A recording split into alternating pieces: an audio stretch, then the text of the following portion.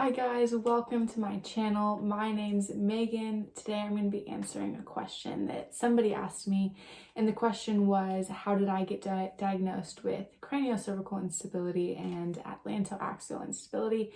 This is just my journey and my explanation. So at the beginning of some of my health problems, I thought that I might have myalgic encephalomyelitis chronic fatigue syndrome, which is ME/CFS. So because I had a reason to suspect that I might have that condition, I went to a doctor who specializes in myalgic encephalomyelitis.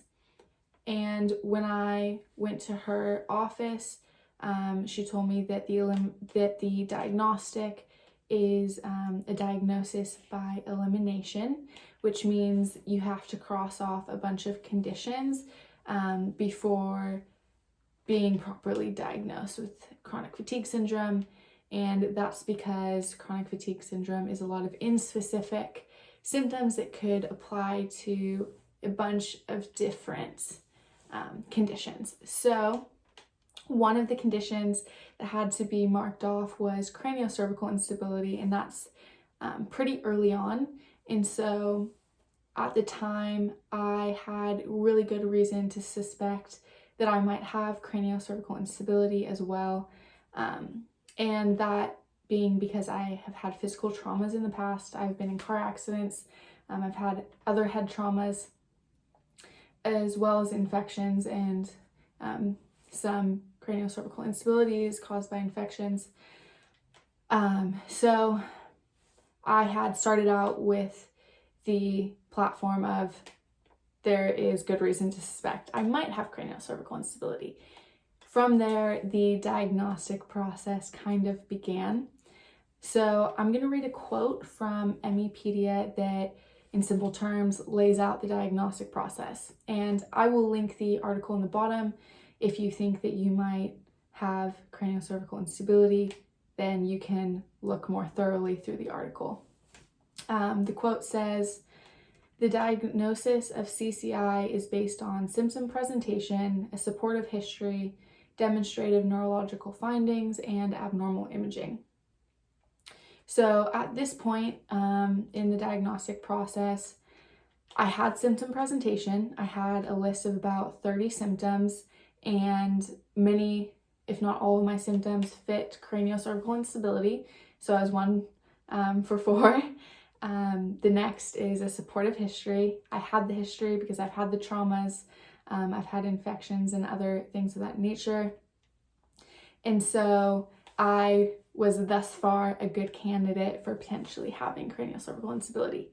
So I moved forward with the diagnostic process, and the next step was seeing if I responded positively to manual traction and bracing. Bracing is wearing the hard cervical collar after receiving manual traction.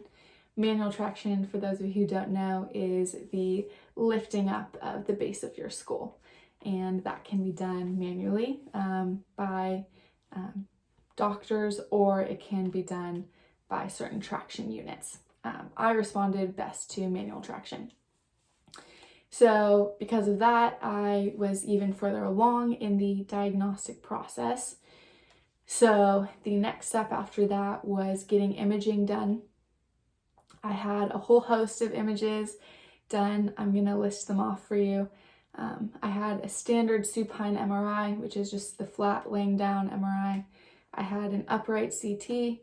I had flexion and extension x-rays. I had flexion and extension MRIs. I had a sine MRI. And in all of those images, there were abnormal findings. They did show some instability, but the most indicative of instability for me was getting a digital motion x-ray. And the equivalent of a digital motion x-ray and other imaging forms would be a rotational CT scan. I did not get that one because it would have been pointless having already had the digital motion x-ray. And so not everyone needs the digital motion x-ray to diagnose craniocervical instability. Some people, just the flexion and extension MRI will show you that. For me, that was not the case. I needed the digital motion x-ray because my most severe of instability is when my head moves side to side, and my head was only being put in those positions in the digital motion x-ray. Another positive of a digital motion x-ray, just so you know, is that your head is put in so many different positions, forward and backward, left, right, that you are able to just see a whole host of potential positions that you could have instability in. So I think based off of my knowledge right now, it just covers the most ground, which is a positive. But that was the test that was most indicative. And I'm just going to share this because I think for someone it might be helpful to know. With the flexion and extension x-ray, I did have instability. I had retrolisthesis and anteriorlisthesis, which is the different terms of which way your vertebrae slip. And I had over 3 millimeters, which was enough to consider instability or to be diagnosed with instability. But it wasn't until the until the digital motion x-ray, when I moved my head side to side, that it showed I had over 8 millimeters of slippage either way, and it only takes 3 millimeters of slippage to diagnose you with instability. So I just want to share that because I realized with the digital motion x-ray that I was in the extreme category of vertebrae slippage and instability, and I would have never known how severe it was had I not gotten that testing done. So it might be valuable to consider getting a digital motion x-ray or a rotational CT scan. I just wanted to share that because it was so helpful for me.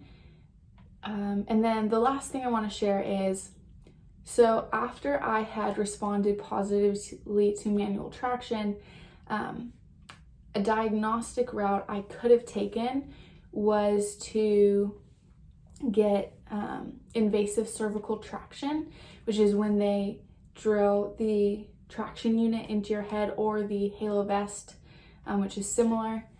I was a candidate at that point because of my history, because of my symptomology, and because of my positive response to manual traction and bracing. And then invasive cervical traction would just further confirm that I had instability. I opted to not go that route because I wanted to go the prolotherapy route, and the digital motion x-ray already fully diagnosed me with craniocervical instability and atlantoaxial instability. So I would have only gotten the invasive cervical traction if I had chosen to get the neurosurgery. So that has just been my diagnostic process. I think that's pretty typical. I will link the articles below for more specifics if you're interested. Thanks, guys.